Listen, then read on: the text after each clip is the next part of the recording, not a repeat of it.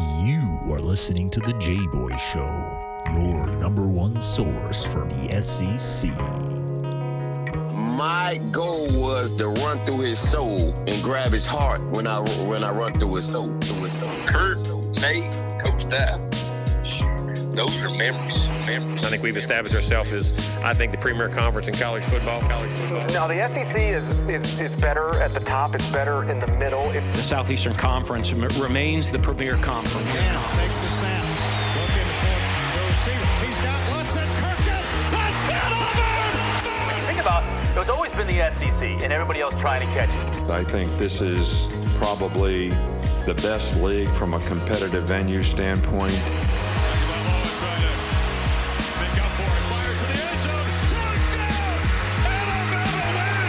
They have the most capable teams. You just look at those programs, the way they recruit, how they invest. Snap to Burrow. 3 steps. Fires. Back corner of the end zone. Over the shoulder catch. Did he hold on? He did. Justin Jefferson. Touchdown, Tiger. And now, your host, Jboy. Hello, everybody, and welcome to another edition of the Jboy Show. Really excited for you guys to join us, whether you're watching on YouTube, listening on Apple Podcasts, Spotify. Got one of the best defensive players I've ever seen play coming on here. And I'm going to get to that in a second, but I do have to give a shout out to our partners at betonline.ag. The online casino is always open. I know the NFL's over, football season's over, kind of. We got some FCS action going on, but we know how crazy March Madness is. Parlays, straight ups, pleasers, teasers, props. However you get down, go to betonline.ag and tell them Jboy sent you. But I do got to get on to a guest I'm so excited to talk to. A guy that accomplished a ton in the game of football, not only in college, but in the his professional career as well, and is still doing it in professionally and in other areas and stuff like that as well. Just a guy that really understands it, and that's former Michigan standout, Super Bowl champion, Big Ten co-MVP, Brandon Graham. BG, what is up, man? Oh man, feeling good right now. I appreciate that. Hey, look. At the end of the day, man, real recognizes real. You had an unbelievable career, and I want to start there. You go to Michigan, and I got to ask you, what made you pick Michigan? What was something that, at the end of the day, you were a high-ranked recruit? We all know how crazy that stuff gets. Why did you decide to go to Ann Arbor? Growing up, my dad would always come get me for the weekends, and he would cut my hair on Saturdays, and we'll watch Michigan football, and on Sundays we'll watch the Lions. And when after my junior year, Michigan came knocking at the door saying that they want to offer me a scholarship. And they was the first ones to do it, and they was the first one to get to commit. And I stayed with it because I knew my dad was number one, just happy because he a big Michigan fan. I'm a big Michigan fan because of him. And just that's how it all kind of started. Michigan came knocking at the door. It was a no-brainer. Always wanted to go to Michigan since my dad was a big fan, and man, I was committed all the way through. So they were your first offer. Was it your first Division I offer? Or was that your first big offer, or your first actual offer? That was my first big offer as far as like after my junior year. I was getting letters and stuff, but I had got a visit that they offered me, and on my visit they had offered the contract because I always say contract. Hey, look, that's that NFL, man. But it's the same thing, though. You signing your life away. Definitely, man. And I know that had to be such a great moment for you and your dad, again, because, we all know how sports is. It really brings us together with people, especially in our family. And I know how much that meant to you. But so you go to Michigan. Our producer, David Cohn, told me they knew you were a dog from the jump.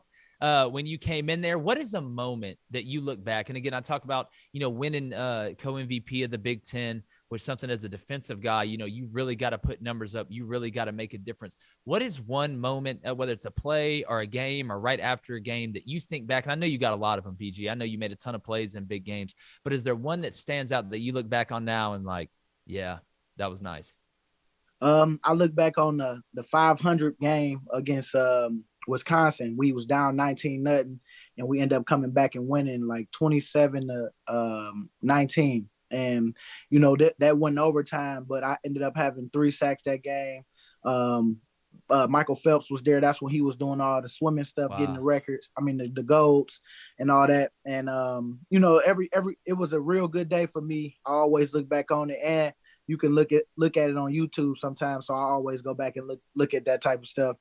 Give me a little motivation for what's to come, even as I play now. Looking to make plays, but that's something I always look back on.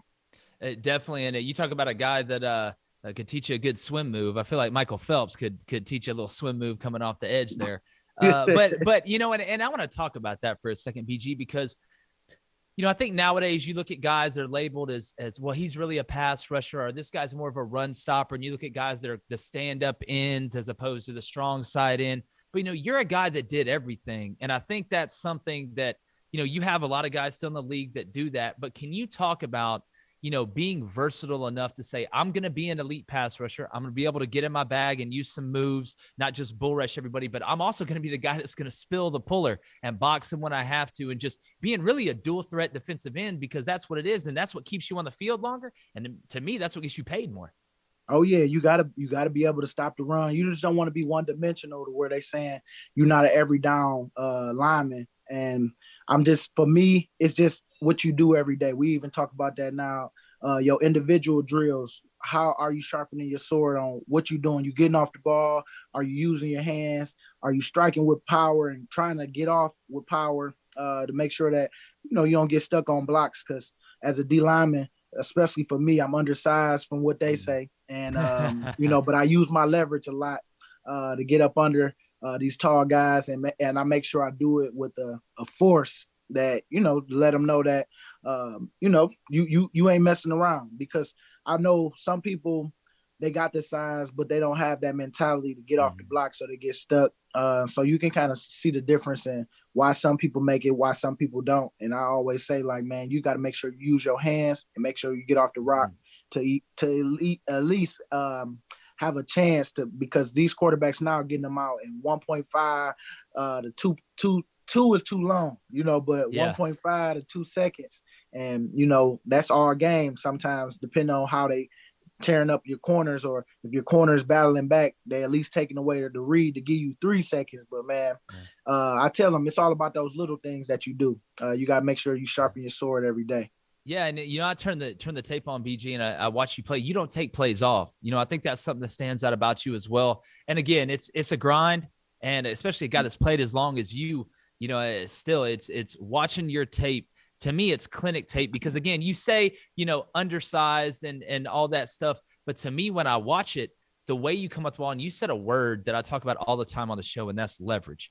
And it's something that at the end of the day, that's one of the main things in football, really at any position, whether you got to play a certain leverage at corner, which is a little bit different than getting underneath a guy as a defensive end, because you're going against guys that are 6'6", 6'7". And, we all know there's some waist benders out there, and those are the guys you really hurt. But using your hands, BG, because I think that's the difference. I think you'll agree with me here. If you don't, please, you know way more than me. You've lived it. But going from high school to college, and then from college to the NFL, it's amazing how the guys that understand how to play with their hands tend to have more success early and realize, well, I'm taking a step up. All these guys are as big as me or bigger than me, and I can't just lean on people and bull rush people. Can you just talk about the importance of using your hands? Because we got a bunch of high school guys that listen to the show and young guys out there, and just it's not all about just running as hard as you can straight into somebody and headbutting them. There's so much more, man. It's like poetry coming off that edge. Yeah, you don't really want to have to. You don't want to have to fight too much. When you going in bull rushing, you got to put too much force into it. I mean, sometimes using your hands. I mean, man, snatching somebody with authority. I mean, man, that'll get you there that much faster. And I think it's all about you gotta do it in an aggressive manner, because you're not gonna get off blocks not using your hands and having strong hands, because it's all about your punch. It's for the offensive lineman. He trying to stop my charge, and I'm trying to keep my charge going. So it's all about who got the stronger punch. And I think when you shock somebody with your hands, man, and you get them all off balance for a second, that's when you got to push pull sometimes, or whatever it is that you keep pushing them, depending on the feeling. It's all reaction. It's all feeling, but you got to make sure that you strike with your hands and have that mentality that, you coming with it. Because when I play, like you said, I'm trying to go every play, and I try to condition myself to go every play. It's not going to happen perfect all the time, but you got to have that mentality, because when you get to when you get to the last level, that's what we say in the NFL. This is the last level before you retire, and you got to make sure you give it everything that you got, and that's just making sure that you able to show up every day, making sure that you taking things, doing things right every day, because it ain't easy. It ain't easy because it's an evaluation every day in the NFL, because they pay you money to perform, and if you ain't performing, they're gonna kick you out the door real fast. That's exactly right. And being a consummate professional and showing up to work every day. And again, that's something that's obviously been a big part of your career. But I want to take our audience inside your helmet. Now, I'm not asking for the secret sauce here, BG. I'm not trying to, give away any of the tricks. But when you're getting off the ball and you're seeing that tackle and he takes that pass set, are you making your decision based on his reaction? It's all reactionary on defense, but when you see certain things and you talk about feel, and that's so true, but we always hear they tell the tackles what, anchor down, anchor down, anchor down. Are you reading that set? Maybe he's setting a little wide. Maybe you have some freedom to go inside, and we know if you go inside and it's not a stunt, you better get there. But could you take our audience inside your helmet, getting off the ball, that first 2 steps, and how important those first 2 steps are? Yeah, those first 2 steps is everything. So that's going to set up everything that I'm about to do. I'm selling speed. I can go speed to power, but I got to make sure I get off the rock before him. And so if you catch somebody like that and you feel like you about to blow past them, make sure that you use a swipe, because here he coming now. He's trying to bail sometimes as a lineman, because he's seen that you beat him off the ball. Now you got him off balance and he's not in a good position. And now you got him right where you want to go. And so that's when you use your hands and make sure, you take him where you want to go. If you want to bail back, I'll go inside on him and throw him the way that he's going. And it's just so many different things that can happen in this game. But I know for me, film study is a big thing, and you got to make sure you see, like you said, a waist bender. If I know this guy is a waist bender, I'm gonna sell the bull, but I'm gonna hurry up and slip off, because I know he got his head down, and that's when you use your hands the best, and shuck him off. Push pull, get off, push pull rip move, or push pull slip, and it's just all about 2 or 3 moves. You got to have some counter moves, but it's all a feel, and you got to know your opponent and what they like to do. If they maulers, those guys are easy for me, because I'm going to play the power game real quick, but then I'm off. And then I'm trying to get to the ball. And those guys can't reset sometimes, most of the time, because they just so strong. They put all their punch in that one, hoping that it works. And sometimes they don't have the feet to catch up to you. And now you ran past them, because now, your punch wasn't as strong as, as fast as I got off you. So it's a lot of different things that goes into play, but you got to really watch the film and see what kind of guy that you're going against. Because for me, if I got a finesse guy, I'm gonna go power because I know, he's got good feet. Now I got to get him off balance. I got to get him thinking, feeling me, and knowing that I got power that's coming. And so that's what you got to do sometimes when you go against athletic tackles. And but you just got to know your matchup and know who you're going against. And that pretty much helps you on how you're going to attack. Yeah, well, I appreciate that, BG. That's something I know our audience is going to love to hear. And I'd pay good money to sit in a 30-minute film session with you and watch some of these guys. I know you've seen it a lot, man. It's funny. I always laugh. Everybody talks about the Euro step in basketball. I've been watching DN's Euro step tackles since they turned the tape on. That's really where it started. And it's so fun to watch. I always challenge our audience. Everybody wants to watch the ball, and that's great, and watch the ball most of the game, but take a series or 2 and watch that line of scrimmage. BG, I want to transition to, there's always those guys, and you've gone against a lot of tackles. You've gone against a lot of really good players. Obviously, in the NFL, it's littered with them, and we all know the tackles make a lot of money in that league, and they're asked to, kick back and have to block guys like you that are unbelievably athletic, fast, strong, like you said, know how to use their hands. Is there a tackle or 2 in the league, maybe that's not in the league anymore, that still is, that you love competing against? That's the guy that and again, I know you treat everybody the same, and that's why it's made you successful. But deep down, when you turn that film on, you're like, okay, well, there's Tyron Smith or, Ogden back in the day. Like, this is one where I'm going to get to really see. Yep, it's Trent Williams. We had a lot of battles because he was at Washington with the Redskins before he went out to the 49ers now. But I used to see him twice a year and man, we had battles, and I just got a jersey from him this year, and it was cool because this was my first one from him, and he wrote a nice little message in there. He appreciated the battles and all that, and I got much respect for him for real because we both, one day he got me, and other days I'm tagging him, and so it's been an up and down thing. Even Tyron Smith, I got 2 on him one game, and then he'd come out and I don't have none. And he changed it up on me. He started learning me a little bit, and I had to switch it up. And that's another thing. They look at film study just as much as I look at it, and I got to look at myself too, because I got to know me, and I got to be able to throw my curveball in there sometimes to let them know that I got another one just in case you know what I'm doing.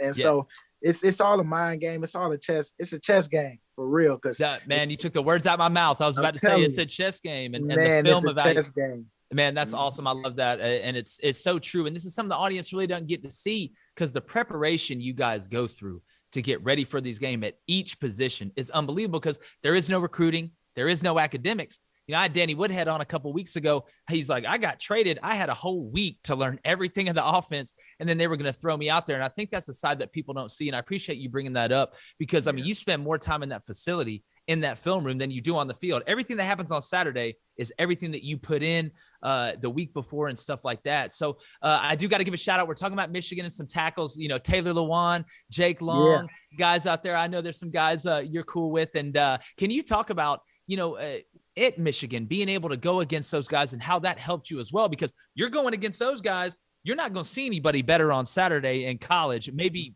one time. And, you talk about the Wisconsin game and coming back and doing that. And we always talk about confidence here. You call it swag, whatever. Well, I know if I can do it against those two on Saturday, I feel bad for who's ever lining up right there.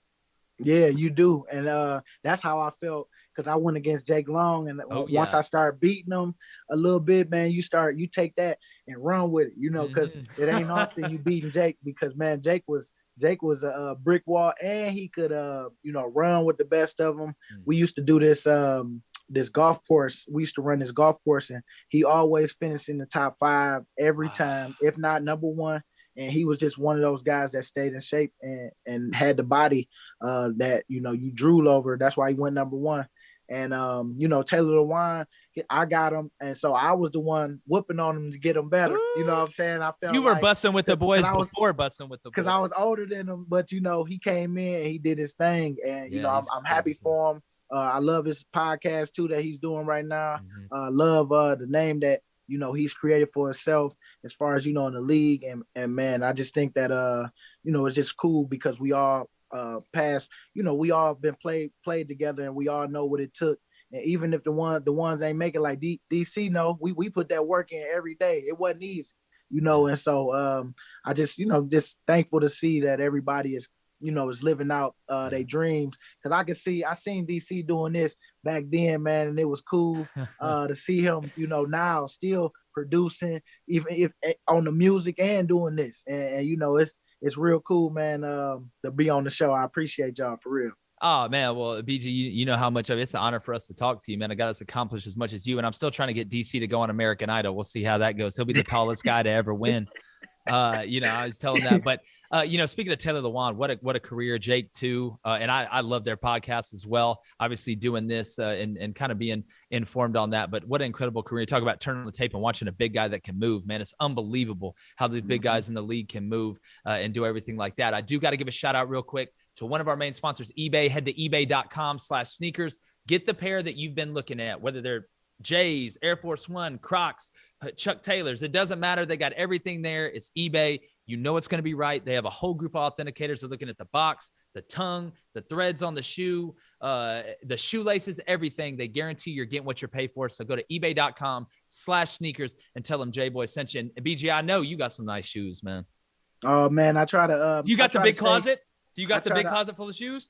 I got a nice size. I had to, I had to let some stuff go, man, because after a while you just be like, I forgot I had these, but you keep the ones that you really want to wear, and you just can't let go. Certain pair you just can't let go. But I think I got a nice hold of, a mix of my gym shoes and my other shoes. And, the wife ain't got to talk too much stuff no more.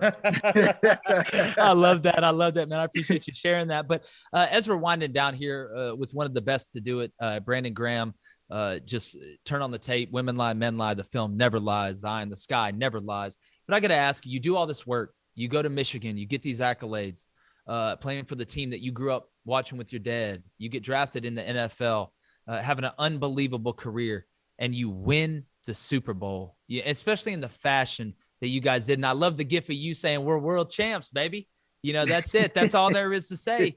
And just, it's amazing, all the work. And we talked about it, all the work that you put in that people don't see, all the tough times that people didn't see, all the nicks and bruises and the injuries and having to do stuff that people don't see.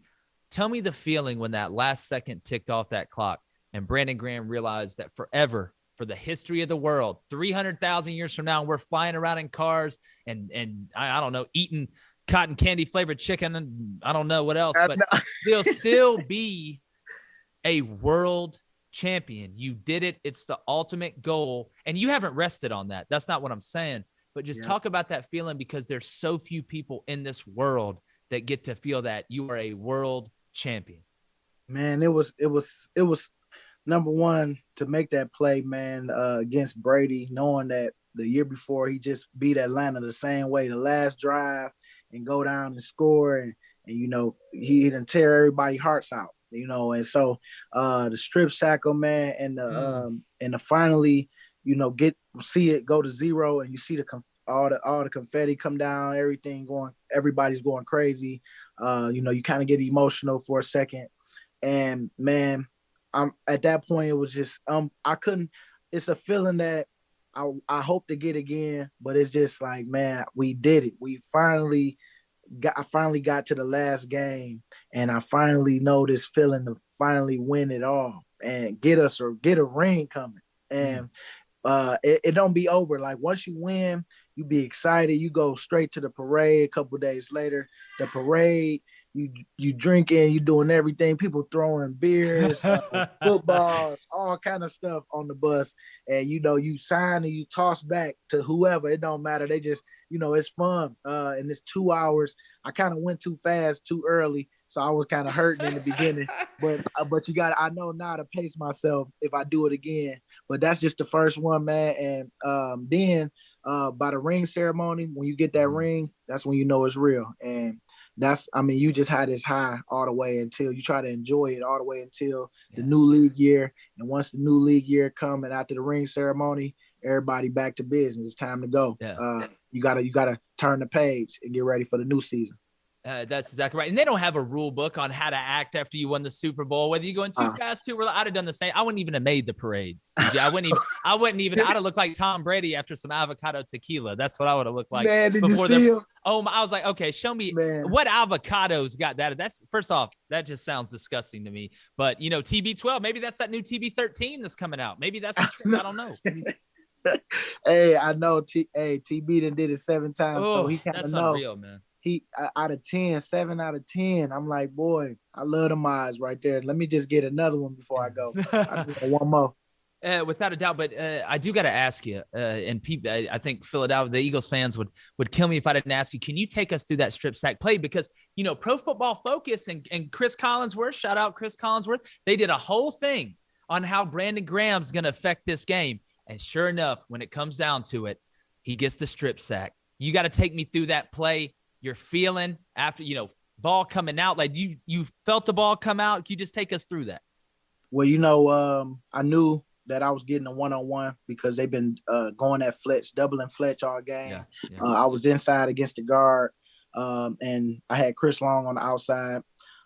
We knew that he had us in a rush down because they had to go down and score. So they're gonna try to get down by using Brady's arm, and we was in our turbo package. And I knew, like I said, I get number one one-on-one. I've been bull rushing them all game. This time I wanted to go with speed. And so I first touched him to see what he was feeling like, see if he was trying to block the charge from the outside. I seen that, he was kind of still in the middle. So I pulled him, I swiped him, and then I pulled through. And next thing you know, I seen the ball, and I just went for it, closed my eyes.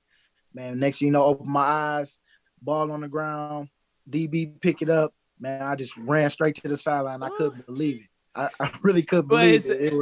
It was crazy.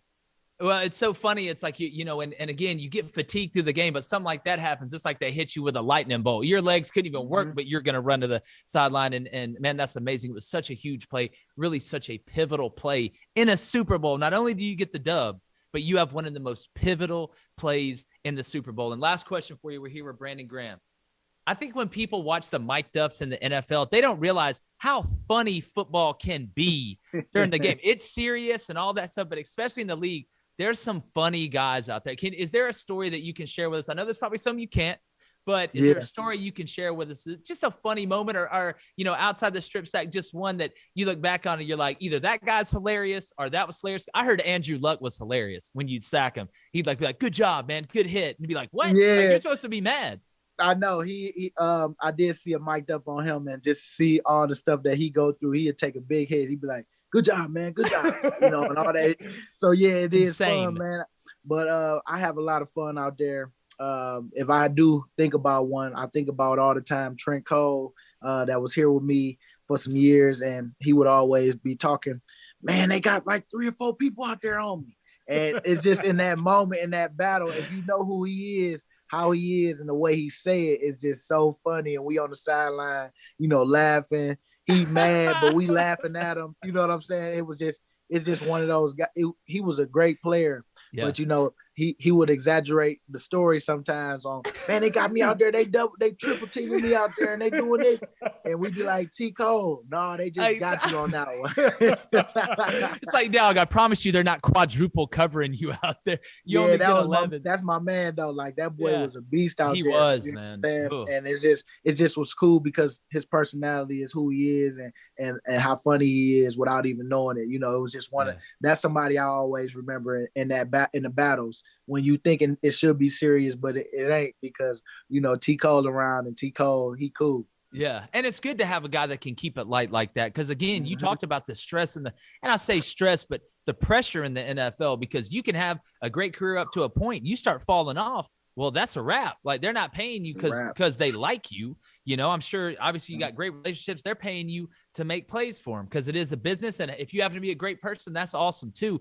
But Brandon, I really got to thank you for coming on. This has been absolutely outstanding. I got to get you back on, man. I wish the best of luck to you. You're one of my favorite guys to watch. And I know our audience really appreciates you coming on and saying that. And I appreciate the audience as well for joining us. Make sure you subscribe to YouTube. We're the fastest growing sports podcast in the country, bringing on guys like Brandon Graham to come in and really give you guys a look inside the helmet. No politics, no BS, just ball. So head over to thejboyshow.com too. Get ready for that merchandise. But Brandon, I really appreciate it, man. It's been another edition of the Jboy Show, and Jboy's going, gone. The Jboy Show is produced by David Cohn, technical director Dave Hammock, creative director David Culbertson, audio engineer Feyzan, production assistant Kyle Orr, and our executive producers Crain, Vince Thompson, and of course we film at Melt Sports in Atlanta, GA. So come check us out.